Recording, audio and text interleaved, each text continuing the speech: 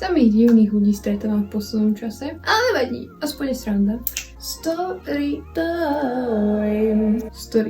Počúvajte ma, ľudenkovia. No ja som išla, že na bus do školy. Som teda čakala, existovala a nejaký dzedol na zastávke. Som ma najskôr iba niečo pýtal, tak som odpovedala. Potom sa začal pýtať, že kam idem a čo tam idem robiť. Tak niektoré veci som si vymyslela. Potom tam furt s niekým volal a vybavoval odvoz. Potom sa zase otočil na mňa, že som zvedavý, kto tu bude skôr. Či on alebo ten autobus. A ja, že uvidíme. Úplne som nevedela, že jaký odvoz. Či niekto po ňom dojde z rodiny alebo čo. A potom mi začal hovoriť, že kľudne môžeš ísť so mnou do auta, že ideme do rovnakého mesta. A to mi ponúkala aj viackrát. A ja opäť, vieš čo, to je v pohode, ja pôjdem autobusom, lebo ako, myslím si, že to aj nemusím vysvetľovať, prečo som odmietla. A potom som zistila, že myslel taxi. Ale kamo ne, si myslíš, že som stupid?